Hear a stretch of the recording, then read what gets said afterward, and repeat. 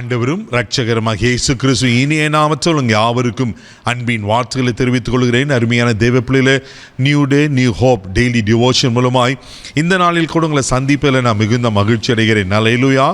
இன்றைக்கு கூட கர்த்தர் நமக்கு கொடுக்கிற வார்த்தை என்ன?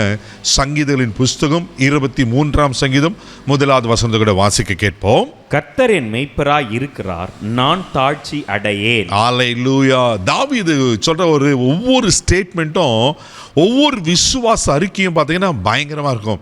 இங்க தாவீது தைரியமா சொல்ற, கர்த்தர் என் மெய்ப்பராய் இருக்கிறார், நான் தாழ்ச்சியடையேன். அல்லேலூயா. தாவீது பேசிக்கலி அவர் மெய்ப்பராய் காணப்பட்டார். பாருங்க, அவர் நிலையிலிருந்து ஆண்டவரை ஒரு பிரதானமான மெய்ப்பராய் பார்க்கிறார்.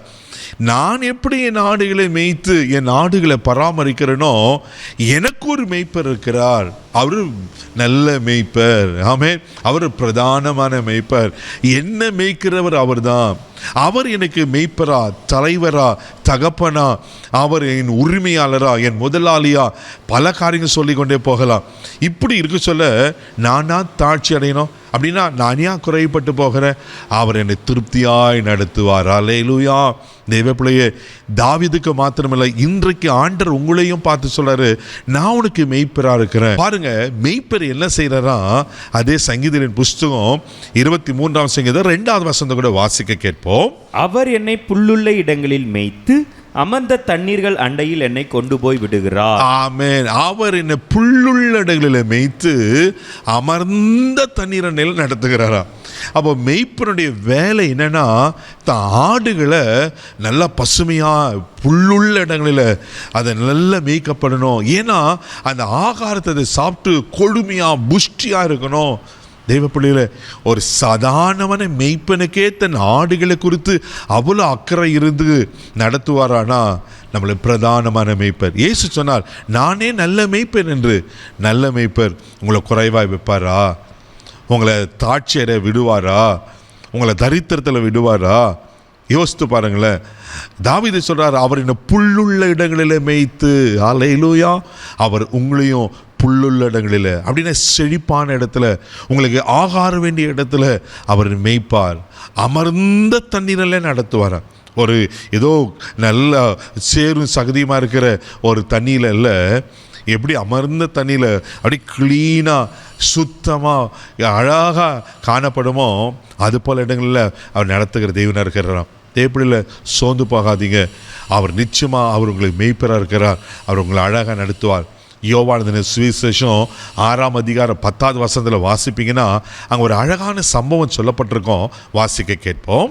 இயேசு ஜனங்களை உட்கார வையுங்கள் என்றார். அந்த இடம் மிகுந்த புல்லுள்ளதாய் இருந்தது. பந்தி இருந்த புருஷர்கள் ஏறக்குறைய 5000 பேர் இருந்தார்கள். ஹல்லேலூயா. இங்க ஒரு அற்புதமான சம்பவம் சொல்லப்பட்டிருக்கு. இயேசு உபதேசத்தை கேட்கும்படி திரளான ஜனங்கள் வந்து கூடியிருக்கிறாங்க. ஆண்டவர்களை வெறுமையா அனுப்ப மனதில்லாமல் தன் சீஷர்களை பார்த்து சொல்வார், அவர்களுக்கு சாப்பாடு ஏதாவது கொடுங்க. அப்ப பிலிப்பு சொல்வார், ஆண்டவரே 200 வெள்ளி பணத்துக்கு உங்களுக்கு போதாது, இவ்வளோ பெரிய ஜனங்கள் இருக்காங்க. எங்க சொல்லப்படி இருக்கிற புருஷருக்கு மாத்திரம் 5000 பேர் இருந்தாங்களா? ஆனால் ஒரு சிறு பையன் இருக்கிறான், அவன் கையில் 5 அப்பமும் 2 மீன் இருக்கு ஆண்டவரே அப்படின்னு சொல்லும் போது ஆண்டவர் அதை எடுத்து ஆசீர்வதித்து அவன் ஜனங்களை புல்லுள்ள இடங்களில் அமர பண்ணுகிறார். 50 பேரை 100 பேரை உட்கார வச்சு அந்த புல்லுள்ள இடங்களில் அந்த ஜனங்களை திருப்தியாய் போஷிக்கிறார். அல்லேலூயா. இருந்தது 5 அப்பம் 2 மீன் தான். ஆனால் சாப்பிட்ட புருஷர்கள் மாத்திரம் 5000 பேரா. தேவப்படியில் ஒரு புருஷனுக்கு ஒரு மனைவி இருந்தாலும் இன்னொரு 5000 பேர், ஒரு குடும்பத்துக்கு 2 பிள்ளைங்க இருந்தாலும் 10,000, ஏறக்குறைய 20,000 பேர். ஒரு அப்ராக்சிமேட் கால்குலேஷன் உங்களுக்கு சொல்கிறேன். பாருங்க, குறைவு இருந்தது 5 அப்பம் 2 மீன் தான். ஆனால் இயேசு அதை ஆசீர்வதிக்கும் போது, இயேசு உங்களுக்கு மெய்ப்பராக இருக்கும்போது அவர் உங்களை புல்லுள்ள இடங்களில், அந்த புல்லுள்ள இடங்கள் அங்கே திருப்தி ஆகிறாங்க. மீதி 12 கூடைகள் நிறைய எடுத்தார்களா? உங்கள் வாழ்க்கையில் எதில் நீங்கள் குறைவாக இருக்கிறீங்க, எதில் தாட்சி அடைந்து இருக்கிறீங்க, பயப்படாதீங்க. அவர் உங்களுக்கு மெய்ப்பராக இருக்கிறார்.